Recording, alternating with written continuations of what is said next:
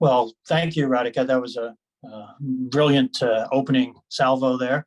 Um, I am a little, intimidated leading off, of course, but this is someone's got to go first, and I think in part it's perhaps good as a historian to lead with my comments, because what I want to do is to a very brief extent is place the contemporary relationship between the United States and China into a really a fairly long historical context. The United States has been engaged, if you will, with China since the birth of the Republic in the late 18th century. The United States began trading extensively with China in the 1790s, the famous clipper ships making their way over to Guangzhou.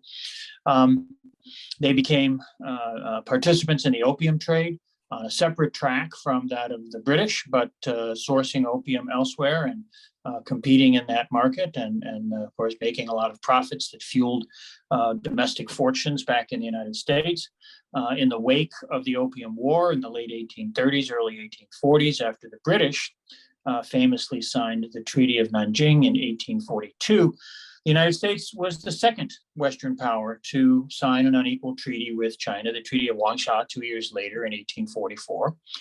And that puts them right into the opening phase of what becomes the treaty port system. That system remained in place for about a century, and that became the primary interface between the Western imperialist powers and, at that point, of course, the Empire of China, the Qing dynasty, the last of the imperial dynasties in China. The United States in the 19th century was primarily occupied with its own, I suppose we would say, domestic imperialism and colonialism, the extensive conquest and expropriation of the lands of indigenous peoples across North America, but also was involved, especially as the century drew to a close, in projecting power out into the Pacific as well. Began acquiring small islands, stations for refueling and supplying some of its ships. It engaged in trade with Hawaii, for example, as well. And of course, in the 1860s, acquired Alaska from Russia. There's a long process that I don't want to go into all the details of building up American interests. But at the heart of that, the purpose for all of that was to facilitate trade with China. The markets of China were a huge attraction, of course, not just for the Americans, but for Western capitalism in general. And so that was an ongoing project.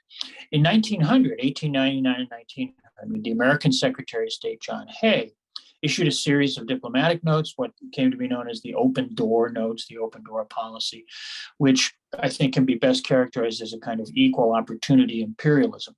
They didn't want China to be carved up into spheres of interest, but Americans wanted to have access to whatever markets they possibly could. So the open door notes were an effort to make sure that the United States was not excluded from any potential markets for exploitation in China, not so much as a way of protecting China, but as a way of protecting American imperial interests themselves. Of course, the United States takes part in the Eight Power Expedition in 1901 to suppress the Boxer Rebellion, participates in that military invasion of China, and they seizing control of the capital and putting down this insurrection that was taking place against Western imperialism, against foreign domination in China. And the U.S. Goes on in the course of the first half of the 20th century to continue its pursuit of its interests as they understood it, as the American political and economic elites understood them. In the course of that period, of course, with World War I and World War II taking place, the United States surpasses Great Britain as the primary imperial power, the primary focus of global capital. And that puts the United States into a kind of new role, especially after World War II. And we can see that in the intensity of the reaction in the United States to the success of the Chinese Revolution in 1949, the establishment of the People's Republic. And we can see that that was not just something that was an international issue, but became a component of the Cold War anti-communist hysteria in the United States, the McCarthy period, the attacks on anyone who had even a moderately progressive line towards China. And of course, we have echoes of that that we can see taking place around us today. The Cold War, the war in Korea, the American efforts to maintain the government that it had installed in the southern half of Korea after the end of World War II, the Chinese intervention there to help protect the Democratic People's Republic of Korea in the north.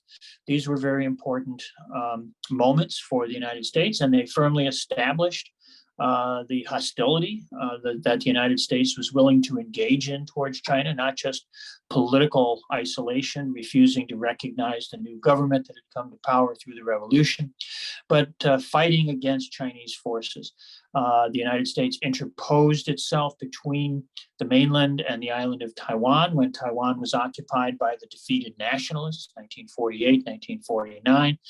The United States collaborated with nationalist forces and operated on its own clandestine things on the China coast, in Tibet, carried on all sorts of CIA-funded and managed activities, right on down into the early 1970s. And of course, the American colonial war in Vietnam, where the United States takes over to be the proxies of the French after the French have had enough in 1954, simply continued to be a part of an overall strategy by the United States to try to dominate East Asia, try to contain China at that point, try to control the socialist revolution in that part of the world. Of course, very famously, 50 years ago, 1972, the American President Nixon goes to China, shakes hands with Zhou Enlai as a very important gesture, meets with Mao Zedong, and goes on to sign the Shanghai Communique, which was the first step in creating the diplomatic relationship between the United States and China, which exists today, and it is such an important start. And I know others will be talking about this as well, so I don't want to go into too much detail on that.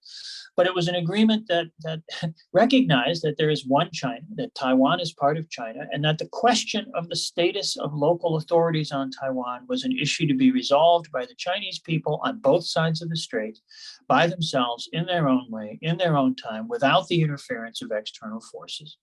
And also in those agreements, the United States committed itself to reducing its level of military support for Taiwan.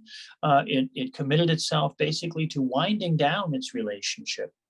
And of course, we've seen in over the long haul, but especially in recent years, that in fact American policy, as Radhika was saying right at the beginning, has been moving in precisely the opposite direction.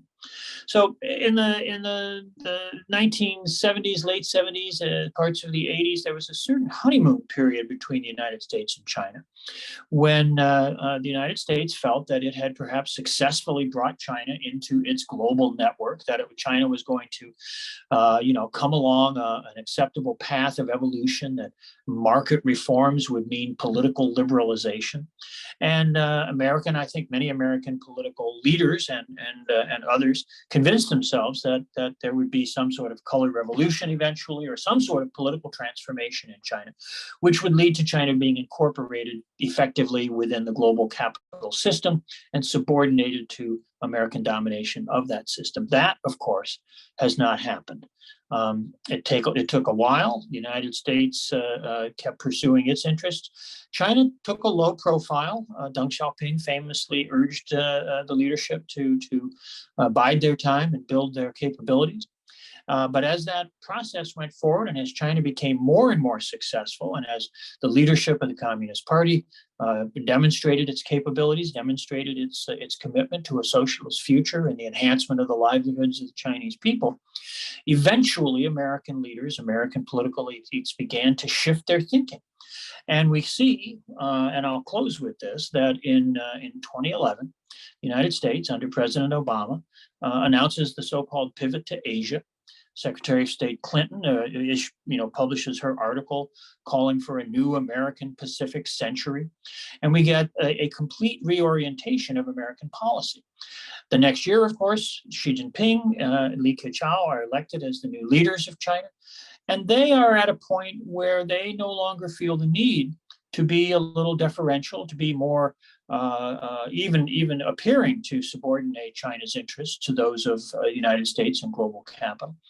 And that has led to the situation that we have today, where American elites are frustrated. They fear the loss of their global dominance and hegemony.